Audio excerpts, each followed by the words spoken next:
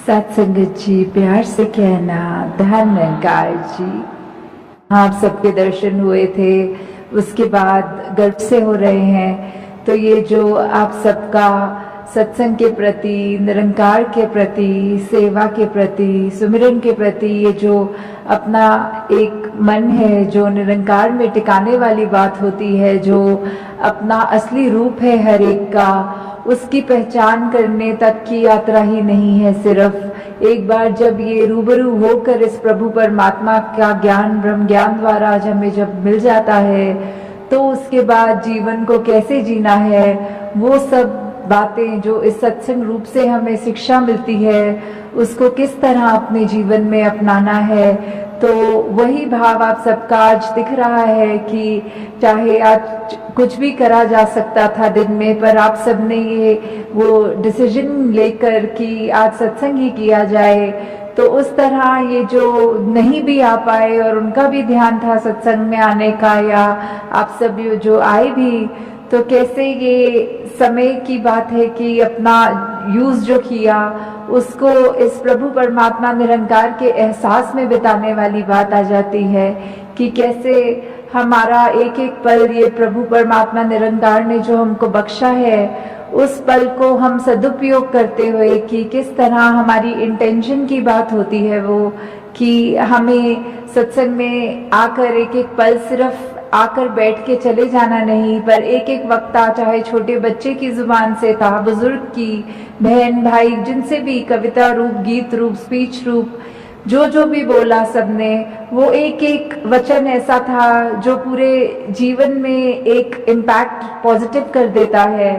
तो आज उसी तरह सत्संग में भी हमने ये सब जो आज सुना है, तो दातार कृपा करे कि ये ताउम्र हमारे जीवन में ये अच्छी बातें, ये हमारे सिर्फ बोल तक नहीं रह जाए, कान में घुस के सिर्फ दूसरों को सुनाने के लिए नहीं रह जाए, बल्कि हमारी सोच में, हमारे व्यवहार में, हमारे कर्मों में भी झलके।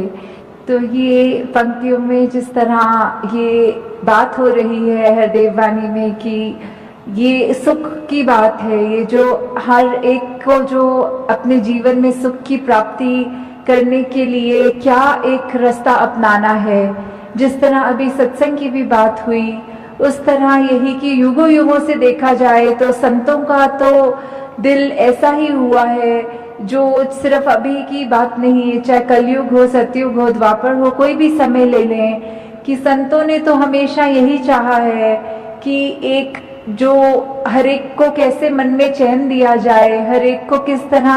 अपने असली रूप इस परमात्मा का दर्श दीदार करा दिया जाए, और कैसे उस तरह फिर एक जो पहचान कराई जाए, अच्छे गुण दिए जाए, उसी में ही एक ये परमानेंट सुख छुपा है।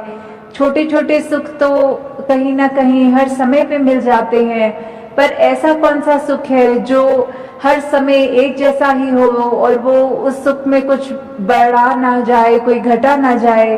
तो वो वाला सुख जो एक ब्लिस की अवस्था होती है, जो एक चैन से भी ऊपर उठ के, खुशी से भी ऊपर उठ के जो वो सुख है, तो वो सुख सिर्फ तभी मिल सकता है जब हम संतों का संग कर लेंगे। कि संतों का जब तक संग हमारे जीवन में आएगा नहीं, तब तक हम कैसे अपने जीवन को उस मुकाम तक लेकर जाना संभव नहीं होता, क्योंकि संत ही हैं जो हमको प्रेरणा देते हैं हमारे जीवन को सुधारने के लिए। और एक बार हमें वो जब पता लग जाता है कि ये क्या सच्चाई है, तो हम अपने जीवन में एक वो परमानेंट सुख, एक जो हर समय रहने वाला सुख, उसको प्राप्त कर लेते। तो ये सच्चाई जो हमेशा के लिए ही सच्चाई है, जैसे कोई सच्चाइयाँ ऐसी हैं जो अभी हैं, कुछ पल के बाद नहीं है। जैसे अभी अगर रात्रि का समय है तो कुछ घंटों के बाद वो झूठ हो जाएगा, क्योंकि वो दिन हो जाएगा। तो ऐसे कुछ सच्चाइयाँ कुछ समय के लिए रहने वाली सच्चाइयों की यहाँ बात नहीं हो रही। वो बात ही कि कैसे एक निरंकार प्रभु परमात्मा, यही सच्चाई ये तब भी थी जब ये ब्रह्मांड बना नहीं था, ये धरती बनी नहीं थी, और ये तब भी रहेगा जब सब कुछ खत्म हो जाएगा। हर कुछ जो माया का रूप है, उस रूप से हटकर जो भी है वो सब निरंकार है, वही एक ही सच्चाई है, कायम दायम रहने वाली सच्चाई। तो उस सच्चाई से जितने ज्यादा हम जुड़ेंगे, हमारे अपने मन के भाव उन गुणों को अपनाएंगे कि कैसे ये हम इस निरंकार जैसा बनता और जाते रहे। जैसे विशालता का जिक्र आता है और भी जो भी हमारे को गुण समझ में आते हैं कि हर एक गुण इस निरंकार में स्वयं है, और वैसे ही हम उतना ही हमारा भी मन सच्चा होता जाएगा जितना हम खुद सिमरन रूप में, संगत रूप में, सेवा रूप में इस निरंकार से जुड़ते चले जाएंगे। तो वो नेचुरली वही बात कि हमारे मन में भी वही सच्चाई अपनी पकड़ और बनाएगी, और हमारा मन भी फिर कुछ और गलत चीजें सोचने के बजाय सिर्फ ये सच्चाई से ही जुड़ता चला जाएगा। तो ये वाली जो हमारा जीवन काल मिला है, इसमें हमको जहाँ कर्म करने की पूरी आजादी है, वहाँ ये जो नेकी की बात हो रही है, जो नेकी की शिक्षा दी जा रही है कि हमने अगर ये अब सच्चाई को जान भी लिया तो उसके बाद भी हमारा जीवन कैसे होना चाहिए। हमारे मन के भावों से ही ये बात शुरू होती है कि हम अगर अपने मन में ये सिखलाइयों को, जो एक ह्यूमन वैल्यूज होती हैं, ये एक दूसरे की हित रखना, एक दूसरे को खुशी देना, हर एक के जीवन में एक आराम देने वाली बात, जो भलाई की भावना लेके मन में अगर हम कोई भी कार्य करते हैं, वो इरादा, वो इंटेंशन, वो ही बहुत मायने रखता है। कि कर्म से पहले तो वो हमारी इंटेंशन की बात है कि कर्म तो फिर भी बाद में करेंगे, पहले तो उसको सोचना ही, वहीं से ये यात्रा शुरू है। तो ये नेकी करने की बात कि जितना हम जीवन में निरंकार से जुड़े रहेंगे उतने ही हमारे कर्म कुछ भी गलत हमसे नहीं करवाएंगे। हम खुद वो चेतन अवस्था में रह कर कि निरंकार हर समय है, प्रभु परमात्मा हर समय हमें देख रहा है, तो कुछ जानबूझकर तो गलती नहीं कर पाएंगे। और वही बात कि मन में सिर्फ अच्छाई जब रहेगी तो ये नेकी का रास्ता लेके हम ना कि सिर्फ अपना ही जीवन संवारेंगे, पर औरों के लिए भी, उनके जीवन में भी हम और उनको भी खुशी दे सकेंगे। और यही नेकी है जो हमारे साथ सदैव हमारे जीवन काल में, जहाँ हमारे को एक अच्छा जीवन जीने की कला बख्शेगी, और वही बाद में भी जहाँ वो परमात्मा की दरगाह वाली बात है कि उस समय भी जब मृत्यु हो जाएगी तो भी हमारा ये जो जीवन में हमने कर्म किए हैं, वो चाहे हमारी एक बात तो वो भी हो जाती है कि कर्म को जहाँ बोला है कि बुरे कर्म तो एक अलग तरह की बेड़ी है और ये अच्छे कर्म चाहे सोने की बेड़ी है। तो जहाँ वो बात भी है कि कर्म हम अगर सोचें कि हम खुद कर रहे हैं तो उसको अगर अच्छा करें या बुरा करें तो वो एक बैगेज साथ लेके चलने वाली बात हो जाती है। पर जब हमने पहले ही प्रण में जहाँ ये तन मन धन को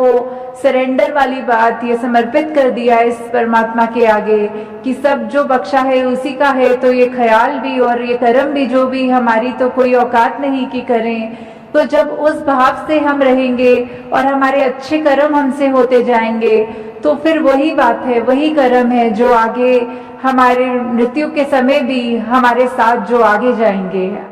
तो ये सरबत के भले वाली बात कि हर एक में कोई फर्क ना करते हुए कि ये भलाई की भाव जब मन में है, ये मन में जो रोशनी जग गई है,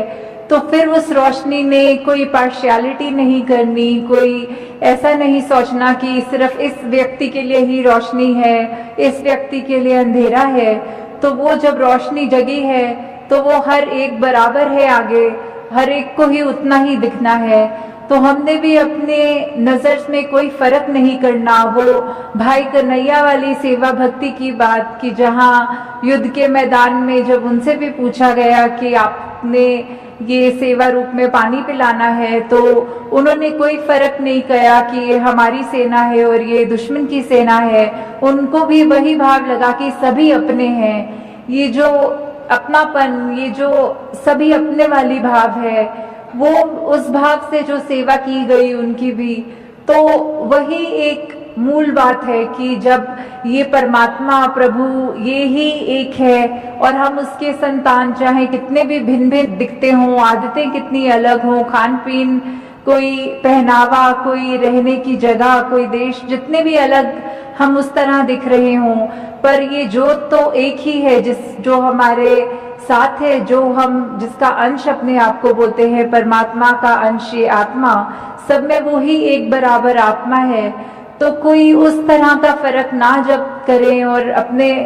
आप पे ये सुधार हमेशा जारी रखें कि हम बस अपना एक जो सही मार्ग है उस पर ही चलते रहें, ठीक बातें करें, सही अपना उच्चारण रखें, तो वही बात हमारे